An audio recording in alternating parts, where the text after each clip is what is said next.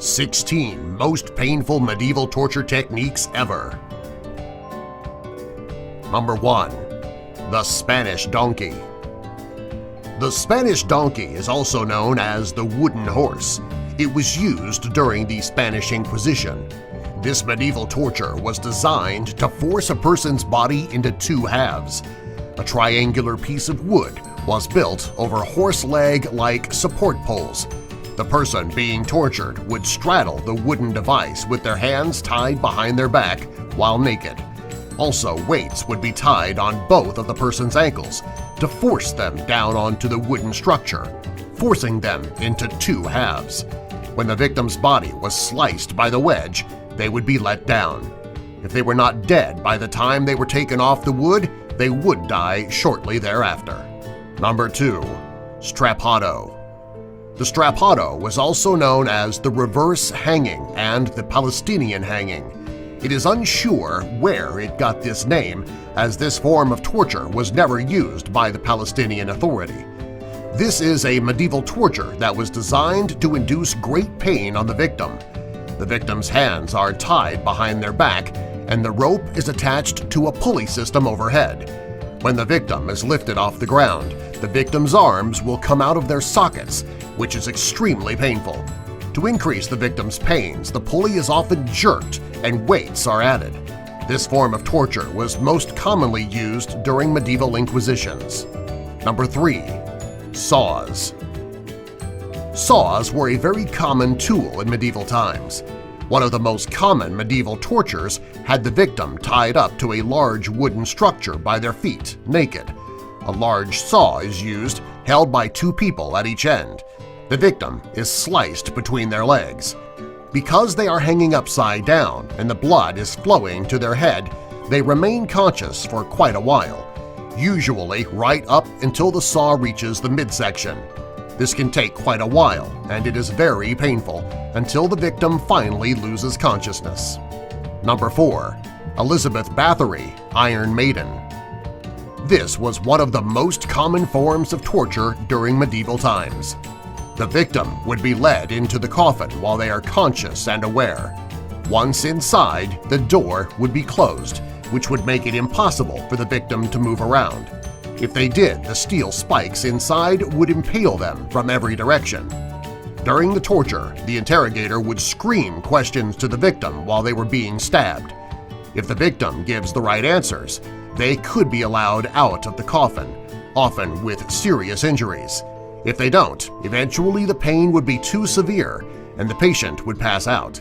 This could take a while. If the pain doesn't cause the victim to lose consciousness, the loss of blood would. Number 5. Stove torture. This is one of the worst of all the medieval tortures. The victim would be chained around a stove pipe. They would sit on top and have their arms and legs wrapped around the stovepipe. The stove would be lit, and the victim would be left there to burn. Wood would continue to be added so that the fire would stay lit until the victim died. Number 6. Garrote torture. This medieval torture consists of a large metal vise. The victim would be seated on a platform on the vise. They would be leaned back until their neck fit into an open vise. The torturer would use a bar that resembles a crowbar, and they would turn the vise slowly until it crushed the victim's neck. It wouldn't take long for the victim to die from asphyxia. Number 7. Heretic's fork. This form of torture included a very sharp, double-sided fork. A collar would be placed around the victim's neck, which has a metal ring in the middle right at the throat. The fork would be placed in the metal ring and would be pushed under the chin, and the opposite side would be pushed under the sternum. The victim would then be hung from the ceiling. When their head would drop, it would pierce the victim's throat and chest. Eventually, the fork would go too deep into the neck and sternum, and the victim would die a very painful death. Number 8. The wheel. The wheel, very common in medieval tortures. The victim would be placed on a very large wheel on their back. Their hands and feet would be tied to the wheel. Oftentimes, there would be spikes on the wheel to increase the victim's pain. A fire would be lit under the wheel and large spikes would be sticking out of the wall. The torturers would spin the wheel so that the victim would be burned when the wheel spun around the bottom, and they would be cut when the wheels would spin them by the wall. This would continue until the victim either burned to death or bled to death. Number 9. The Breast Ripper. The breast ripper is also known as the iron spider or just the spider. This was a common form of torture for a woman who was thought to be a witch. It was also used for women who committed adultery, blasphemy, or self-abortion. Any sinful actions could put a woman in line for this form of torture. When the torture is performed, a sharp metal instrument would be put on the victim's breast. Oftentimes, the torture instrument would be heated up to inflict even more pain. It would then completely rip the woman's breast off of her body. In most cases, the woman would die due to blood loss. If not, infection and sepsis would usually kill her shortly after. This tool was commonly used in the Free State of Bavaria, which is a state in Germany. It was most popular in this area in 1599. It was also used in other parts of Germany and in France right up until the 19th century. Number 10. The Tub. This is one of the most painful medieval torture techniques ever. The victim would be placed in a wooden tub and tied down. Their face would be painted with honey and milk. This would cause flies to start to devour the victim's body. Over time, maggots and worms would continue to devour the victim's body as it decayed while they are still alive. It is a horrible and painful form of torture. Number 11. The Brazen Bull. The Brazen Bull was also known as the Sicilian Bull. It was designed in ancient Greece and was a very popular form of torture. The device was made of solid brass with a metal door that can be opened and latched. The victim would be placed inside of the device, and a fire would be set underneath it. The metal would turn yellow on the outside due to the heat. The victim would be cooked to death as if they were placed in an oven. The bull was designed so that the screams of the victim would be amplified, making it sound like the bellowing of a bull. Number 12. The Neck Torture. This is a form of torture that was not used to kill the victim. It was just used to make them as uncomfortable as possible. The victim would be hooked into a device that is either made of wood or metal.